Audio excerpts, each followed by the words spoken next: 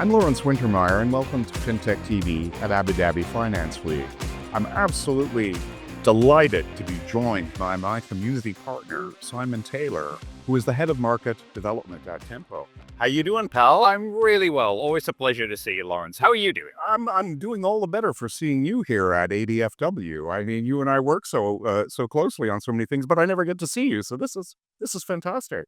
Listen, Tempo's new. Tell our audience what Tempo is all about. Of course, yeah. Tempo is a new Layer 1 blockchain incubated by Stripe and Paradigm, dedicated to payments. So there are a lot of good blockchains out there, but they don't work very well for payments. So starting with Stripe's experience and some of the challenges on making sure that we had stable, reliable payments infrastructure that would be faster and cheaper, we wanted to build Tempo to show what a payments blockchain can and should look like. And as you know, Lawrence, payments are the core primitive of finance. Everything suffers in cash.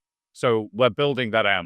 And hot off the presses, we just launched into testnet yesterday. So we're available now at tempo.xyz. Well, congratulations on the testnet launch. And I love the idea of a specialty payments network as an L1. And, you're a payment specialist, but walk us through this. I think the biggest criticism, particularly of the larger payment firms, was either the capacity, the volume, or the unit cost of payments, and particularly retail payments. So what's your MO on that front? What are you guys doing? So actually, the biggest issue was reliability. So a lot of existing blockchains, if they have network congestion, there's a big meme coin launch, or there's a lot of network activity, the fees spike, the reliability goes down, and maybe you don't make payroll on a Monday. That's not acceptable for payments. It might be acceptable for other things, but not for payments. So that was really, really important. The other thing that you had to do is make sure that you didn't have a volatile token for the fee structure.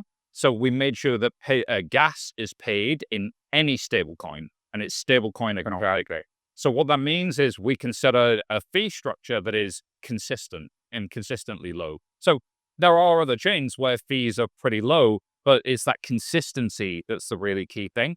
Then lastly, we built a bunch of additional capabilities into transactions like memo fields so that existing payments companies can deal with all of the reconciliation and the compliance things they have to do in their systems as they come on chain. They're not trying to figure that out. They don't exist in two universes. Tempo just looks like a payment system as far as they're concerned. It happens to be a payment system that's lower cost, instant, 24/7, and global. And we're backed by some amazing design partners. We have folks like Deutsche Bank and Standard Chartered and UBS, but we also have OpenAI and Anthropic and DoorDash and Ramp and Brex and many, many others actually giving us hands-on experience using the testnet today to tell us how can we make this product even better, faster, and cheaper. Wow, what a pantheon of institutions there. Fantastic. So give us a quick walk through. What does 2026 and the future look like? Well, what are the first taxis off the rank post testnet and in the program? So the big one is focus on the existing stablecoin use cases for enterprises. So this would be payouts. I want to pay a contractor in an emerging market, whether they're in the gig economy or it's payroll, and collections. I'm SpaceX and I need to collect dollars from anywhere around the world.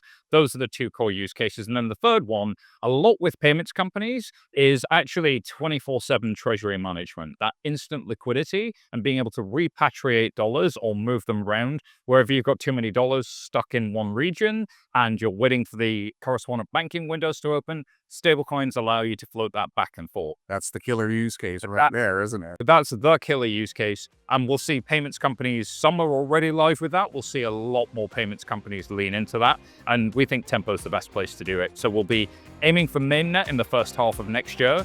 Tempo by name and Tempo by nature. We're going to move pretty quickly. Well, Simon Taylor, what an absolute pleasure to catch up with you. We should do this a bit more often. Yeah, you're right. We should. Good to see you. Thanks for joining us today. Thank you.